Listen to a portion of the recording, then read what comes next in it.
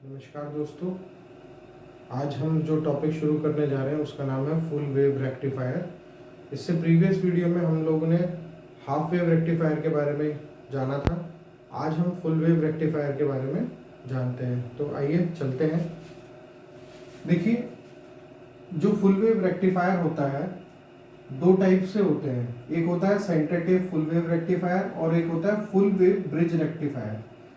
तो आपको मैं बताऊं, अभी हाल फिलहाल में मैं आपको centre tap full wave bridge rectifier बताऊंगा, लेकिन इसकी थ्योरी जो है वो फुल वेव रेक्टिफायर ब्रिज की तरह ही काफ़ी मैच करेगी। तो जस्ट अगर आपने centre tap full wave bridge rectifier समझ लिया तो फुल वेव ब्रिज रेक्टिफायर समझना कोई ज़्यादा बड़ी बात नहीं होगी। तो देखते हैं centre tap full wave rectifier के बारे में। ये जस्ट मैंने bridge centre tap full wave rectifier circuit आपको यहाँ पे दर्शाया गया है। वीडियो में आपको स्पष्ट रूप से दिखाई दे रहा होगा। देखिए, यहाँ पे एसी सप्लाई दी हुई है। मैंने एसी मीन्स 230 वोल्ट 50 हर्ट्ज की सप्लाई दी हुई है। इसमें एक प्लस और नेगेटिव प्लस माइनस एसी इसी तरीके से रोटेट करती है, इसमें चलती रहती है। तो आप देखेंगे यहाँ पे डायोड दो है, एक D1 है और एक D2। ये लोड रेजिस्टेंस बीचों बीच है इसके सेंटर में, और ये V0 है आउटपुट वोल्टेज, और ये लोड करंट है। डायरेक्शन भी मैंने दिखा रखी है पहले से, लेकिन जस्ट आपको बताऊंगा इसके बारे में आगे तो आपको और क्लियरिफिकेशन हो जाएगा। सबसे पहले मैं एक पॉइंट बताना चाहूँगा जो कि काफ़ी इंपॉर्टेंट पॉइंट है। वो क्या है? वो ये है कि ये जो सेंटर टेप हम लोग यहाँ पे ट्रांसफार्मर यूज़ कर रहे हैं, सेकेंडरी वाइंडिंग हमने सेंटर टेप कर रखी है। इसी के नाम से सबसे पहले centre tap full wave rectifier आया है। तो हम सबसे पहले इसको समझेंगे कि ये सेंटर टेप, ये ब्रिज है, वो सॉरी ट्रांसफार्मर है क्या। तो अभी आपको मैं जस्ट बताऊं कि यहाँ पे ये जो सेंटर टेपिंग करी गई है इसका मीनिंग क्या है। मीनिंग ये है कि जो आपने एसी सप्लाई दी, जैसे आप स्टेप डाउन करते हैं इसे डायोड को वर्क कराने के लिए 5 वोल्ट या 9 वोल्ट में ऑपरेट कराते हैं इस डायोड को, तो हमने ऐसा ही किया, स्टेप डाउन किया हमने यहाँ पे। ठीक है, हमने स्टेप डाउन किया और यहाँ पे हमने 9 वोल्ट या 5 वोल्ट ट्रांसफार्मर के आउटपुट पे पा लिया। अब आधे से ज़्यादा इधर लोग कंफ्यूज हो जाते हैं कि यार आउटपुट पे वोल्टेज किस तरीके से हमें ट्रांसफार्मर के मिल रही है।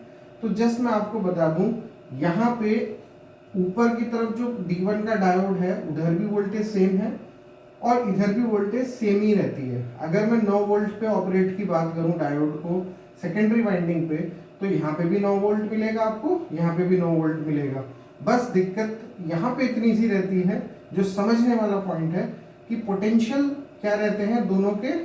एक हायर पोटेंशियल रहता है, एक लोअर पोटेंशियल रहता है। जस्ट मैं आपको समझाने की कोशिश करूं तो जैसे यहाँ पे 0 वोल्ट रहेगा, जैसे मैं यहाँ पे 0 वोल्ट मानता हूँ, यहाँ पे 9 वोल्ट मानता हूँ, यहाँ पे 18 वोल्ट मान लेता हूँ।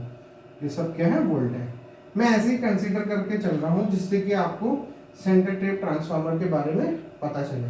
देखिए, यहाँ पे वोल्टेज जो है वो 0 से 9 वोल्ट है, 0 से 9 वोल्ट है। तो ये एक तरीके से 9 वोल्ट हुआ, और 9 से 18 यहाँ पे जा रहा है, यानी 9 वोल्ट से 18 जा रहा है, ये भी एक 9 वोल्ट हुआ। आप देख रहे होंगे दोनों 9 वोल्ट है, ये भी 9 वोल्ट, ये भी 9 वोल्ट। लेकिन आप देखेंगे कि ये लोअर पोटेंशियल है, ये हायर पोटेंशियल है। ये 9 से 18 पे जा रहा है, ये एक हायर पोटेंशियल हुआ। 0 से 9 वोल्ट जा रहा है, ये एक लोअर पोटेंशियल हुआ। तो सेंटर टेप की आप ट्रांसफार्मर की आप एक चीज़ तो समझ ही गए होंगे, जो टेपिंग करी गई है इसमें ये मत समझिएगा कि वोल्टेज यहाँ पे आधी हो गई है या ये कि डिफरेंट वोल्टेज आ रही है कि इसकी डिफरेंट वोल्टेज होगी, इसकी डिफरेंट, ऐसा नहीं है। इधर भी सेम वोल्टेज होगी और इधर भी सेम वोल्टेज होगी। तो जस्ट मुझे आपको जस्ट बताना था। तो आई होप आपको कुछ समझ में आया होगा सेंटर टेप ट्रांसफार्मर के बारे में। नेक्स्ट, अब देखिए हम इसकी वर्किंग के बारे में जानते हैं। वर्किंग क्या है? तो फिगर ए और फिगर बी में इसकी वर्किंग एक्सप्लेन करी गई है। तो जरा ध्यानपूर्वक देखेंगे, जब हम एसी साइकिल देते हैं उसमें एसी साइकिल में पॉजिटिव साइकिल हमने कंसीडर करी है इसकी, एसी मींस 230 वोल्ट। तो जब इस पे पॉजिटिव साइकिल पड़ती है तो एक टर्मिनल इसका पॉजिटिव हो जाता है, एक नेगेटिव। देखेंगे सेंटर टेपिंग कर रखी है, एक पॉजिटिव एक नेगेटिव। ऐसे ही नीचे भी एक पॉजिटिव एक नेगेटिव हो जाता है। लेकिन आप देखेंगे यहाँ पे कि जो वी इन है वो V max sine omega T मैंने लिख रखा है, ऐसे यहाँ पे भी V in V max sine omega T, यानी दोनों तरफ वोल्टेज सेम है और दोनों ही साइनोसोडियल वोल्टेज है। तो यहाँ पे भी और ऊपर वाले पार्ट में भी नीचे वाले पार्ट में भी देखेंगे जब ये पॉजिटिव आपके डायोड पे पड़ता है सिरे पे, यानी पी टाइप और एन टाइप, दो टाइप के वो है ना पार्ट इसके डायोड के, एक तरफ पी होता है एक तरफ एन होता है। तो पी को अगर मैं पॉजिटिव ले रहा हूँ और एन को नेगेटिव मिल रहा है तो ये एक तरीके से फॉरवर्ड बायस्ड हो जाता है। और नीचे अगर डायोड देखेंगे, देखिए यहाँ पे ये पॉजिटिव हो जाएगा ये नेगेटिव हो जाएगा, अगर पॉजिटिव यहाँ हुआ नेगेटिव यहाँ हुआ तो ये पॉजिटिव ये नेगेटिव तो ये फॉरवर्ड हो गया। और इसी तरीके से अगर मैं नीचे देखूं, यहाँ पे पॉजिटिव यहाँ पे नेगेटिव, तो ये नेगेटिव और ये इधर वाला पॉइंट यानी एन टाइप वाला क्या हो जाएगा पॉजिटिव हो जाएगा। तो ये एक तरीके से रिवर्स बायस हो जाता है। क्या हो जाता है रिवर्स बायस। तो इसे हम ओपन सर्किट कंसीडर कर रहे हैं क्योंकि रिवर्स बायस पे डायोड काम नहीं करता, यानी करंट पास नहीं होगा, तो हमने ओपन सर्किट कर लिया है। और यहाँ पे डायोड जो D1 है वो क्या हो गया शॉर्ट सर्किट, ये फॉरवर्ड बायस काम कर रहा है। ठीक है, तो आप समझ गए होंगे अब चीज, यहां तक तो आपको वर्किंग समझ में आई गई होगी। तो अब आगे चलते हैं। देखिए यहाँ पे जब ये शॉर्ट हो जाएगा तो इसके अक्रॉस वोल्टेज भी जीरो हो जाएगी, तो जो वोल्टेज यहाँ पे है वही वोल्टेज क्या होगी लोड पे मिलेगी। आप देखेंगे कि यहाँ से करंट गई, ये शॉर्ट हो गया, तो यहाँ से लोड से आपको करंट मिल गया, वोल्टेज मिल गई। ठीक, लेकिन यहाँ पे क्या है ओपन सर्किट है, तो यहाँ से करंट पास नहीं होगा, तो ये सर्किट तो आपका काम नहीं आएगा, ऊपर वाला सर्किट आपका काम आएगा। ठीक है, तो आउटपुट पे वोल्टेज मिली आपको वी नॉट, जो कि साइनसोडियल वोल्टेज थी यहाँ पे 0 से पाई तक। तो आप देखेंगे ये आउटपुट पे आपको वेव फॉर्म मिल गई है, आउटपुट वोल्टेज वेव फॉर्म इस तरीके से। अगर आपने इनपुट प्लस दिया है, पॉजिटिव साइकिल दी है, तो आउटपुट पे भी पॉजिटिव साइकिल मिल रही है। इतना तो समझ में आ गया होगा। नेक्स्ट फिगर अगर देखें फिगर बी, तो मैं अब देखिए नेगेटिव साइकिल इसकी प्रोवाइड करा रहा हूँ। जब इसकी नेगेटिव साइकिल होती है तो पोलैरिटी चेंज हो जाती है सेकेंडरी वाइंडिंग पे, नेगेटिव पॉजिटिव। देखेंगे यहाँ पे पॉजिटिव नेगेटिव था, यहाँ पे नेगेटिव पॉजिटिव हो गया, दोनों तरफ पोलैरिटी चेंज हो गई है, ऊपर भी और नीचे भी पोलैरिटी चेंज हो गई है। देखेंगे कि अब डायोड D1 ओपन सर्किट हो गया। क्यों ओपन सर्किट हो गया? क्योंकि P को मिल रहा है नेगेटिव। देखिए यहाँ पे नेगेटिव मिल रहा है, P पे नेगेटिव मिल रहा है, N को क्या मिल रहा है पॉजिटिव, तो ये एक रिवर्स बायस हो गया है। और नीचे डायोड नेगेटिव पॉजिटिव यहाँ पे मिल रहा है P टाइप पे, और N टाइप पे क्या मिल रहा है नेगेटिव मिल रहा है। इसी कारण ये वाला डायोड फॉरवर्ड बायस्ड हो जाता है और D1 डायोड क्या हो जाता है रिवर्स बायस होगा तो ओपन सर्किट हो जाता है। तो अब आप समझ गए होंगे चीजें मैं क्या कहना चाह रहा हूँ। अगर ये ओपन हो जाएगा तो इस सर्किट में तो करंट फ्लो नहीं करेगी, लेकिन इस सर्किट के अक्रॉस करंट फ्लो करेगी। देखेंगे यहाँ से ये प्लस से ऐसे सर्किट में करंट फ्लो कर रही है। जरा एक बार फिर देख लेते हैं। देखिए करंट फ्लो इस तरीके से कर रही है इसमें, और इसमें भी करंट किस तरीके से फ्लो कर रही थी इस तरीके से, यानी कि डायरेक्शन चाहे ऐसी हुई हो लेकिन लोड के अक्रॉस वोल्टेज समान उसी डायरेक्शन में मिल रही है। देखिए प्लस ये माइनस ये, ठीक है। अगर ऐसे चलेंगे तो प्लस ये होगा माइनस ये होगा, यानी पोलैरिटी रेफरेंस मान के चलेंगे, पॉजिटिव पोलैरिटी ही हमें मिल रही है। अब अगर मैं ऐसे चलता हूं, अगर पोलैरिटी इसकी चेंज होती है तो आउटपुट पे अभी भी डायरेक्शन चेंज नहीं हुई है लोड करंट की, अब ऐसे है, अभी भी डायरेक्शन वैसे ही है, इसी दिशा में है, तो पोलैरिटी भी वोल्टेज की क्या है सेम है। तो इसलिए यहाँ पे सेम ही पोलैरिटी डायोड D2 के माध्यम से भी दिखाई गई है। तो इतना पॉइंट आपको आई होप समझ में आया होगा। नेक्स्ट फिर इसलिए ये तो एक फुल साइकिल हमने चली कि नेगेटिव में आपको फिर दोबारा से पॉजिटिव मिल गया है, और फिर अगर साइकिल चलते हैं फिर आपको कंटिन्यूअस इसी तरीके से वेवफॉर्म मिलती रहती है। तो जो ये आउटपुट पे वेवफॉर्म मिली है ये भी एक तरीके से पल्सेटिंग डीसी है, पल्सेटिंग डीसी। इसमें भी कुछ अंश एसी का है, कुछ अंश एसी का इसमें है। तो हम क्या काम कर रहे हैं, इसमें एसी भी है वेवफॉर्म में और क्या है डीसी भी है, एसी डीसी दोनों है इसमें। तो अब आप समझ गए होंगे चीज़ों को कि क्या आपको देख के चलना है। इस आउटपुट वेवफॉर्म से आपको क्या मिल रहा है, किस तरीके से ये आउटपुट वेवफॉर्म मिली आपको। नेक्स्ट, अब देखिए सबसे पहले हम एक टॉपिक की बात करते हैं यहाँ पे, जिसको बोलते हैं पीक इनवर्स वोल्टेज। क्या किसकी बात कर रहे हैं? Peak inverse voltage. तो पीक इनवर्स वोल्टेज हम लोग कैसे फाइंड कर सकते हैं, इसके बारे में हम लोग बात करते हैं। पीक इनवर्स वोल्टेज फाइंड करने के लिए देखेंगे कैसे कर रहे हैं। देखिए पीक इनवर्स वोल्टेज को हम लोग पीक रिवर्स वोल्टेज भी बोलते हैं, पीक रिवर्स वोल्टेज भी बोलते हैं। यानी कि जो डायोड के अक्रॉस वोल्टेज होगी उधर से हम पीक इनवर्स वोल्टेज निकालेंगे। ठीक है, अब देखिए जब आपने पॉजिटिव साइकिल दी थी तो आपका ये तो शॉर्ट हो गया और यहाँ पे लोड आपको मिलना शुरू हो गया।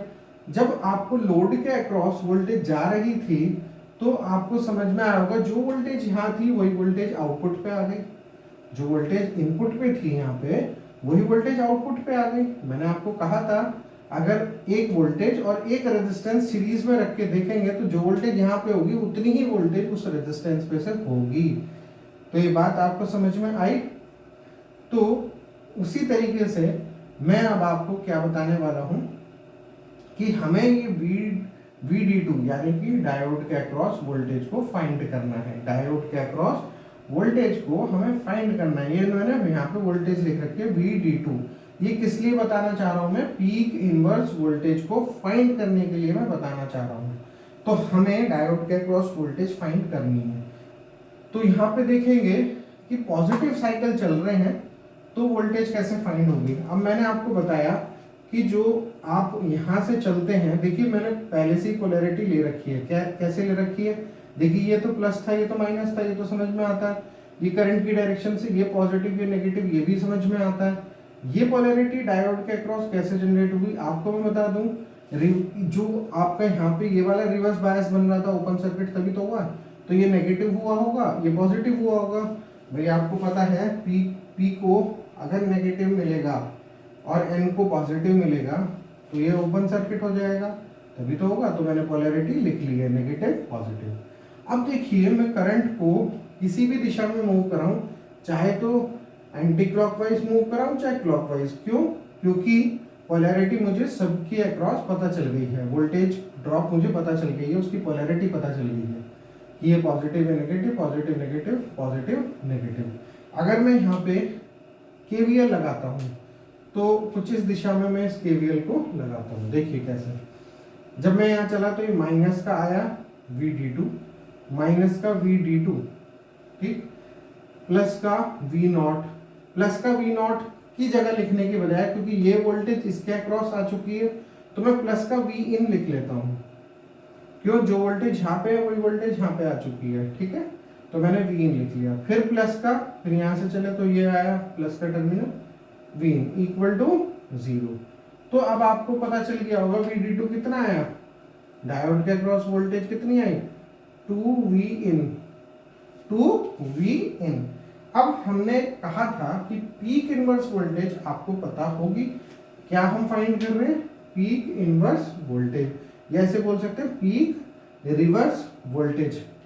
पीक रिवर्स, रिवर्स का मतलब जो उल्टी दिशा में काम कर रहा हो, यानी कि एक तरीके से कहें नेगेटिव साइकिल पे वर्क कर रहा हो, नेगेटिव साइकिल पे। तो देखिए इसका पीक इनवर्स क्या आएगा, ये तो Vin है, ये तो मैंने लिख दिया 2 लिख दिया। ये क्या बन रहा था, Vin क्या होता है, Vmax sin ओमेगा t। तो इसमें साइन की वेवफॉर्म है, कुछ ये वाली साइन की वेवफॉर्म है। पर्टिकुलर एक साइकिल में जैसे मैंने पॉजिटिव साइकिल ली है तो आप देखेंगे कि इसमें 2Vin है। Vin क्या होता है, Vmax sin ओमेगा t। तो मैक्सिमम वोल्टेज आपको मैक्सिमम बैंड निकालना होता है उसका, मैक्सिमम बैंड यानी कितना बड़ा बैंड आएगा तो उसको ही Vmax बोलते हैं। तो मैंने यहाँ पे उसको Vmax लिख दिया। आधे से ज्यादा सोच रहे होंगे सर आपने हाफ वेव रेक्टिफायर के थ्रू भी पीक इनवर्स वोल्टेज निकाल के दिखाई थी, जिसको आपने बोला था Vmax आया था। मैंने कहा हाँ बिल्कुल सही बात है, जरा आप थोड़ा सा अंडरस्टैंड करेंगे। यहाँ पे दो वोल्टेज जुड़ चुकी है, एक तो इधर आउटपुट पे वोल्टेज और एक इधर की वोल्टेज जो ट्रांसफार्मर से सेकेंडरी पे और लोड की वोल्टेज जुड़ चुकी है। तो इसलिए यहाँ पे पीक इनवर्स वोल्टेज आपको कितनी मिल रही है, 2Vm, 2Vm। जैसे मैंने यहाँ पे लिख दिया है। आप अगर हाफ वेव रेक्टिफायर की बात करें तो मैं हाफ वेव रेक्टिफायर के भी बारे में आपको बताता हूँ। जैसे कि मैंने उस टाइम पे सर्किट आपको दिखाया था हाफ वेव का कुछ इस तरीके से, जिस बरवली में ड्रॉ कर रहा हूँ तो आप जस्ट समझ जाइएगा। ये जो डायोड में दिखा रहा था, डायोड ओपन सर्किट करना है क्योंकि रिवर्स में निकालना है। पीक इनवर्स वोल्टेज को रिवर्स वोल्टेज ही बोलते हैं। तो रिवर्स में तो डायोड तभी काम करेगा जब आपकी पोलैरिटी ये नेगेटिव होगी और ये पॉजिटिव होगी। नेगेटिव साइकिल पे ही मैंने वर्क करा रहा था। तो वहां पे ये था रेजिस्टेंस, लोड रेजिस्टेंस। और आपको पता है जब ओपन सर्किट हो जाएगा, आपको मैंने बताया था ये था V in, V input V max sine omega T था उधर। आई होप को समझ में आ रहा हो। वी इनपुट हमारा कितना था, V max sine omega T. बड़े ध्यानपूर्वक समझिएगा, धीरे धीरे। तो V max sine omega T यहाँ पे आ गया। वी इनपुट हमारा V max sine omega T हो गया और यहाँ पे लोड रेजिस्टेंस। अब आप देखेंगे ये ओपन सर्किट है, ओपन सर्किट है तो करंट क्या होगी, लोड करंट हमारी जीरो होगी और वोल्टेज भी इसके अक्रॉस जीरो होगी। क्योंकि सर्किट कंप्लीट नहीं है तो रेजिस्टेंस के अक्रॉस वोल्टेज क्या होगी, जीरो। कोई ड्रॉप नहीं करेगा, अभी उसको कोई करंट ही नहीं प्रोवाइड हुआ तो वोल्टेज ड्रॉप कैसी। तो इसके अक्रॉस रेजिस्टेंस के वोल्टेज ड्रॉप जीरो थी। तो मेरा यहाँ पे था VD1, डायोड अक्रॉस वोल्टेज कितनी होगी हमारी VD1। तो VD1 कितनी थी हमारी, VD1 थी हमारी V इनपुट। V इनपुट कितना हुआ हमारा, V max sine omega T. तो हमें मैक्सिमम निकालना था, हमें उस टाइम पे क्या निकालना था, मैक्सिमम रिवर्स वोल्टेज निकालनी थी। तो मैक्सिमम रिवर्स वोल्टेज थी V मैक्स और वो नेगेटिव में थी क्योंकि नाम ही इसका पीक इनवर्स वोल्टेज था। तो पीक इनवर्स उधर कितना हो गया, उधर हो गया था V मैक्स। ये हाफ वेव के लिए था, हाफ वेव रेक्टिफायर के लिए। बट ये किसके लिए, फुल वेव रेक्टिफायर के लिए है पीक इनवर्स वोल्टेज। कुछ बातें समझ में आ गई होगी। I hope you can understand very well. देखिए फिर दोबारा से मैं जस्ट आपको बता दूं कि यहाँ पे डायोड एक था, ओपन सर्किट था, इसके अक्रॉस वोल्टेज, जो वोल्टेज यहाँ थी वही इसके अक्रॉस आ गई थी वोल्टेज।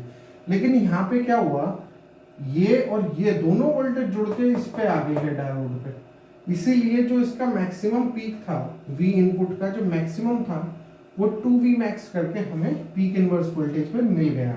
कितना मिल गया, 2V मैक्स, यानी डबल टाइम्स मैक्सिमम वोल्टेज का, मैक्सिमम वोल्टेज का डबल टाइम हो गया। अब आधे से ज्यादा बच्चे क्या गलती कर देते हैं, वो ये सोचते हैं कि यहाँ पे तो हमें मिल गया 2V मैक्स, यहाँ पे तो हमें मिल गया 2V मैक्स। सर हम नेगेटिव साइकिल का अगर चलते हैं तो उधर भी हमें 2V मैक्स यहाँ से मिल जाएगा क्योंकि इसके अक्रॉस जो वोल्टेज ड्रॉप होगी इसके द्वारा जो इसके अक्रॉस वोल्टेज ड्रॉप होगी और ये जुड़ के इधर भी निकाल देगा। तो मैंने कहा कि भाई एक ही सर्किट से ही आपको पीक इनवर्स वोल्टेज का पता चल जाएगा, चाहे तो ये वाला सर्किट लगाएं और चाहे फिगर बी का सर्किट लगाएं, peak inverse voltage 2V max ही आएगी। तो एक ही सर्किट से आप पता लगा सकते हैं, चाहे इस सर्किट से चाहे इस सर्किट से, दोनों को कंबाइन नहीं कर देना है। कंबाइन नहीं करना है वो गलत है। कि कुछ बच्चे इसको 4V मैक्स लिख देंगे तो वो गलत है। 2V मैक्स एक ही फिगर से आना है, चाहे ये फिगर ले लीजिए चाहे ये फिगर। पहले बात को समझने की कोशिश करें कि पीक इनवर्स वोल्टेज का मीनिंग क्या है। पीक इनवर्स वोल्टेज का मीनिंग ये है कि आपको रिवर्स बायस अगर मिल जाए, जैसे यहाँ पे आपको रिवर्स बायस मिल गया, नेगेटिव साइकिल पे यहाँ पे वर्क हो रहा है एक तरीके से, साइकिल हालांकि पॉजिटिव है लेकिन इसके लिए नेगेटिव हो गई, डायोड D2 के लिए क्या हो गई, नेगेटिव हो गई। तो आपको हम कह रहे हैं यहाँ पे थोड़ी सी बात आप समझने की कोशिश करें। हम यहाँ पे वोल्टेज निकाल लिए, ओपन सर्किट के अक्रॉस वोल्टेज निकाल ली, डायोड था हमारा तो मैंने उसे VD2 लिख लिया, वोल्टेज अक्रॉस डायोड D2। तो यहाँ पे मुझे पीक इनवर्स वोल्टेज मिली 2V मैक्स। और आपको मैं बता दूं ये फुल वेव रेक्टिफायर के लिए थी, हाफ वेव रेक्टिफायर के लिए V मैक्स थी। तो इतना जस्ट रिमेंबर रखिएगा। अब हम बताते हैं एवरेज वोल्टेज के बारे में। जैसे कि मैंने प्रीवियस वीडियो में भी हाफ वेव रेक्टिफायर को सबसे पहले पीक इनवर्स वोल्टेज के बारे में बताया था और फिर उसके बाद मैंने आपको किसके बारे में बताया था, एवरेज वोल्टेज के बारे में, और बताया था किसके बारे में, एवरेज वोल्टेज और एवरेज करंट के बारे में। तो अब हम डेरिवेशन देखते हैं एवरेज वोल्टेज का। आइए अब देखिए, हम लोग एवरेज वोल्टेज या VDCV से बोल सकते हैं, डायरेक्ट करंट वोल्टेज, इस वेवफॉर्म की फाइंड करते हैं। जैसे कि हमने हाफ वेव रेक्टिफायर में पीक इनवर्स वोल्टेज को फाइंड किया था, ऐसे ही फुल वेव में भी पीक इनवर्स वोल्टेज को फाइंड कर लिया। अब इसमें हमने V एवरेज, वोल्टेज एवरेज और करंट एवरेज को हमने फाइंड करा था, एवरेज करंट को और एवरेज वोल्टेज को। ठीक इसी तरीके से centre tap full wave rectifier की अब हम एवरेज वोल्टेज को फाइंड करते हैं, यानी ये जो आउटपुट वेवफॉर्म निकली है इसका हम एवरेज वोल्टेज फाइंड करते हैं। तो देखिएगा कि सबसे पहले एवरेज वोल्टेज जो होती है, देखिए V एवरेज इक्वल्स टू, या VDC भी बोल देते हैं इसको, डायरेक्ट करंट वोल्टेज, ये आउटपुट वोल्टेज की ही एवरेज वोल्टेज हम फाइंड कर रहे हैं। जो ये आउटपुट वोल्टेज मिली है ना, उसकी हम लोग वोल्टेज फाइंड कर रहे हैं एवरेज। तो देखेंगे एवरेज वोल्टेज क्या होती है। इसका सबसे पहले फॉर्मूला हम करते हैं, फॉर्मूले के बारे में बात करेंगे, फिर डेरिवेशन से जो हमें आउटपुट मिलेगा उसके बारे में जस्ट हम डिस्कस करेंगे। तो देखिए VDC इक्वल्स टू, उसी फॉर्मूले की तरह चलेंगे, area under the curve over full cycle divided by base, area under the curve over full cycle. तो देखिए सबसे पहले हम क्या फाइंड करते हैं, एरिया को फाइंड करते हैं। Area under the curve over full cycle क्या होती है, area under the curve full cycle. तो देखिए फुल साइकिल इंटीग्रेशन से ही हम लोग एरिया को फाइंड करेंगे। देखिए सबसे पहले एक फुल साइकिल के लिए एक यहाँ पे भी आउटपुट मिल गया है डायोड D1 की वजह से, और यहाँ पे भी आउटपुट मिल गया है डायोड D2 की तरफ से। तो देखिए 0 से पहले हम चलते हैं पाई, 0 से पाई तक क्या लिखेंगे, V0 d omega t plus, फिर हम चलते हैं कितना, पाई से 2 पाई तक। तो फुल साइकिल चलना है तो पाई से 2 पाई तक हम चले। यहाँ पे भी मैंने लिख लिया V0 d ओमेगा t। देखिए हमें यहाँ पे भी V0 मिल गया और यहाँ पे भी V0 दोबारा से मिल गया है। तो अब आपको पता चल गया हो। ये भी आपको मैं बता दूं, ये भी आपकी पल्सेटिंग DC है, पल्सेटिंग DC। लेकिन इससे आप ये बोलेंगे कि यहाँ पे जो DC आप देख रहे हैं जस्ट कंटिन्यूअस है। जस्ट कंटिन्यूअस कहने का मीनिंग ये है कि जैसे यहाँ से चली, ये 0 होते ही फिर दोबारा से पॉजिटिव हो गई, 0 होते ही फिर पॉजिटिव हो गई, तो इसे जस्ट कंटिन्यूअस DC भी या पल्सेटिंग DC भी बोल सकते हैं। तो जस्ट मैं फिर दोबारा से एरिया के बारे में बताता हूँ आपको। 0 से पाई ये हम चले, इंटीग्रेशन, देखिए V0 को हम क्या लिख सकते हैं, जो वोल्टेज आपकी यहाँ थी वही आउटपुट पे मिली थी, जिसको मैंने लिख रखा है V0 इक्वल्स टू V इन। तो V इन को क्या बोलते हैं, Vmax sin ओमेगा t। तो मैं V0 को क्या लिख लूँ, Vmax sin omega t d omega t। अब देखिएगा ये जो है V0, ये जो आउटपुट मिला है ये किसकी वजह से मिला है, नेगेटिव की वजह से। अगर आप यहाँ पे देखेंगे नेगेटिव साइकिल की बदौलत आपको आउटपुट मिला है, लेकिन पोलैरिटी मैं क्या कहूँगा, उल्टी है। यहाँ पे पोलैरिटी क्या है, जस्ट उल्टी हो गई है। तो यहाँ पे क्या आ गया आपका, माइनस का V इन लिखेंगे। तो माइनस का V इन का मतलब मैं यहाँ पे मैं पहले से ही माइनस कर लेता हूँ और V आउटपुट को क्या लिख देता हूँ, पाई से 2 पाई, V आउटपुट को मैंने लिख दिया Vmax sin omega t d omega t। खैर इतनी बात आपको समझ में आ गई होगी।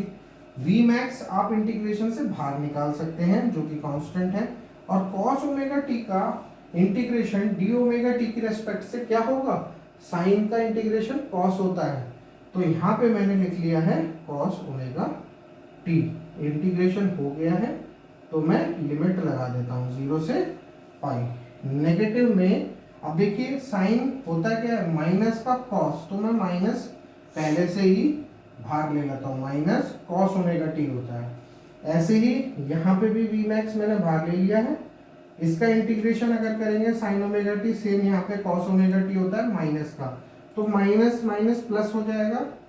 तो कॉस ओमेगा टी क्या हो गया, यहाँ पे इंटीग्रेशन हो गया है। Sign omega T D omega T की रेस्पेक्ट से अगर करते हैं तो माइनस का कॉस ओमेगा टी आता है, तो माइनस माइनस प्लस हो गया, यहाँ पे V max cos omega T. आपको मैं पहले ही बता दूं, ये वाली जो पोलैरिटी थी आपको पता है ना कि ये पोलैरिटी तो इधर थी, तो हमने एक रेफरेंस मान के वी इन कंसीडर कर लिया था कि V max sine omega T positive polarity. लेकिन यहाँ पे वी इन नेगेटिव पोलैरिटी में था, हालांकि यहाँ पे वोल्टेज सेम रही, वोल्टेज उसी डायरेक्शन में रही जो कि पॉजिटिव, लेकिन नेगेटिव साइकिल के लिए था ना, इस वजह से वी इनपुट तो नेगेटिव था, इसलिए वी इनपुट को हमने यहाँ पे नेगेटिव लिखा, इस कारण से यहाँ पे नेगेटिव आया है। तो जस्ट आप थोड़ा सा देख के इसका डेरिवेशन करिएगा। तो अब देखिए ये अपर लिमिट है 2 पाई, ये लोअर लिमिट है पाई। अब देखिए फर्दर इसे सॉल्व करते हैं हम लोग, यहाँ से सॉल्व करता हूँ मैं, तो माइनस का वी मैक्स कॉस माइनस का वी मैक्स ब्रैकेट में अपर लिमिट कितनी है कॉस पाई माइनस कॉस 0, ये मैंने ब्रैकेट क्लोज कर दिया है, ये पूरा हो गया। अब देखते हैं plus V max cos 2 pi minus upper limit minus cos pi, upper limit minus lower limit हम लोग करते हैं। अब आपको मैं कुछ बताऊं, आपको फॉर्मूले पता ही होंगे कि कॉस पाई का फॉर्मूला क्या होता है, माइनस का 1, और कॉस 0 तो सबको पता है 1 होता है। कॉस 2 पाई यानी 360, जो कॉस 0 डिग्री की वैल्यू होगी वो 360 की होगी, तो 1 होती है, और कॉस पाई की होती है -1। तो अब आप देखें इस वैल्यू को, तो -1 कितना हो जाता है, माइनस माइनस प्लस, तो माइनस माइनस माइनस का 2, और माइनस बाहर करेंगे तो क्या होगा, माइनस माइनस प्लस, तो 2v मैक्स हमारे पास यहाँ से बचता है। इधर देखेंगे तो 1 माइनस माइनस क्या हो गया, प्लस, प्लस का 2 की मल्टीप्लाई 2v मैक्स से, तो प्लस का 2v मैक्स हमारे पास हो गया। और ये कितना होता है, 2 और 2 4, ये हमारा 4v मैक्स आ जाता है। ये हमारा क्या फाइंड हुआ, एरिया फाइंड हुआ। अभी क्या फाइंड हुआ, एरिया। अभी बेस तो हमने फाइंड ही नहीं करा है, तो बेस क्या होता है, बेस तो आप सबको पता ही होगा, पिछली प्रीवियस वीडियो में मैंने बताया था, जो फुल साइकिल चलते हैं वही हमारा बेस होता है। तो फुल साइकिल कितना बेस होता है, 2 पाई, फुल साइकिल का बेस जो है हमारा 2 पाई है, तो हमने इसे क्या लिख लिया, 2 पाई। अब देखिए फॉर्मूले की बात करते हैं, वी एवरेज और वी डी सी की। वी एवरेज और वी डी सी क्या होता है, area under the curve over full cycle upon base. तो एरिया हो गया 4 वी मैक्स और बेस हो गया 2 पाई। तो देखेंगे यहाँ पे हम लिख लेते हैं वी एवरेज के बारे में। देखिए यहाँ पे मैं लाइन ड्रॉ कर देता हूँ, जस्ट आपको यहाँ पे बता देता हूँ। तो देखिए वी एवरेज जो है आपका वो क्या है, वी डीसीबी से बोल सकते हैं, तो V max 4v max by 2 pi, by 2 pi, 2 से 2 कैंसिल, 2 से 4 कैंसिल हो जाएगा, तो कितने 2 टाइम्स, तो 2v मैक्स बाई पाई। तो आप देख रहे होंगे वी एवरेज कितना आया, 2v मैक्स बाई पाई, ये आपका क्या आया, वी एवरेज आ गया 2v मैक्स बाई पाई। ये हमारा क्या निकल के आया, वी एवरेज वोल्टेज निकल के आई है, एवरेज वोल्टेज। अभी हम निकालेंगे एवरेज करंट को। एवरेज करंट निकालने के लिए आई एवरेज कितना होता है, V by R, V by R यानी V average by load resistance RL, load resistance RL। तो अब आप देखेंगे सेम प्रीवियस वीडियो में जो मैंने हाफ वेव रेक्टिफायर के लिए लिया था, सेम ऐसे ही कर रहा हूँ, don't be confuse. V max की वैल्यू है 2v मैक्स बाई पाई यानी RL बाई पाई लिख लेते हैं। समझ में आ गया होगा आपको, धीरे धीरे आप सारी चीज समझ रहे होंगे। तो देखिए 2v max by R L into pi. तो अब आप देखेंगे कि 2v max/पाई यहाँ लिख दिया आर एल, तो v max/RL कितना होता है, वो I max होता है। तो मैं इसे क्या लिख सकता हूँ, 2I max/पाई। तो ये हमारा I एवरेज आ जाता है। तो इसे मैं ब्रैकेट में क्लोज कर देता हूँ, देखिए यहाँ पे ये मिल जाता है। अब हम बात करते हैं, मैंने आपको बताया था जब ये रिजल्ट आ जाएगा तो कुछ बात हम आपसे करेंगे बिल्कुल। देखिए वी एवरेज क्या होता है आपका, 2v max/पाई होता है। तो वी एवरेज को हम एक तरीके से ऐसे भी तो लिख सकते हैं वी एवरेज को। तो वी एवरेज एक तरीके से VDC होती है, वोल्टेज, क्योंकि मैं ऐसे बात इसलिए कर रहा हूँ यहाँ पे क्योंकि मैंने आउटपुट पे क्या लिया हुआ है, वोल्टेज ली हुई है। अगर करंट लेता तो भी मैं शो कर सकता था, करंट भी इतनी ही आती और ऐसे ही चलती पल्स के रिगार्डिंग, लेकिन यहाँ पे मैंने वोल्टेज वेवफॉर्म दिखाई हुई है। तो अगर आपको मैं वोल्टेज वेवफॉर्म दिखाऊं तो 2 डिवाइडेड बाय अगर पाई करेंगे तो कितना होता है, वो होता है 0.636, जो कि वोल्टेज मैक्सिमम का पार्ट होता है। वोल्टेज मैक्सिमम तो इतनी है, और अगर हम परसेंट की बात करें तो 63% मैक्सिमम वोल्टेज का आपकी एवरेज वोल्टेज होती है। एवरेज वोल्टेज आपकी करीबन कितनी होती है, वो 63% होती है, 63%। तो 50 अगर यहाँ पे हुआ तो 63 कितना हुआ, 63 आपका कहाँ पे होता है, वो यहाँ पे होगा करीबन। तो यही आपकी जो डॉटेड लाइन शो करी गई है, यही आपकी एक तरीके से क्या है, एवरेज वोल्टेज है। एवरेज वोल्टेज है जो कि कितनी आई है, 2v max/पाई। यही आपकी डीसी वोल्टेज या फिर एवरेज वोल्टेज कहलाई जाती है। अब हम थोड़ा सा कंपैरिजन करेंगे हाफ वेव के माध्यम से और फुल वेव के माध्यम से। जस्ट मैं आपको बताना चाहूँगा, उधर हमारी कितनी थी, हमारी करीबन 30% के अराउंड थी हमारी कुछ, जो कि यहाँ पे कितनी है, यहाँ पे आपकी 63% है, वहाँ पे 31% थी, और यहाँ पे कितनी है 63%। वहाँ पे यानी कि हाफ वेव रेक्टिफायर के अक्रॉस 31% VDC थी और यहाँ पे 63। तो कहने का मीनिंग यहाँ पे है कि आपको ये पहले से ही पता लग गया है कि यहाँ पे जो AC का पार्ट है, AC कंपोनेंट जो है वो काफ़ी कम है बनिस्पत DC इसमें ज़्यादा है। DC का कंपोनेंट ज़्यादा है, AC का कंपोनेंट कम है। इसलिए ऑब्वियस सी बात है, यहाँ से ही हमें डेरिवेशन से कुछ पता लग जाता है, इंटरेस्टिंग चीज़ें। तो देखिए आज के लिए तो यहीं समाप्त करते हैं।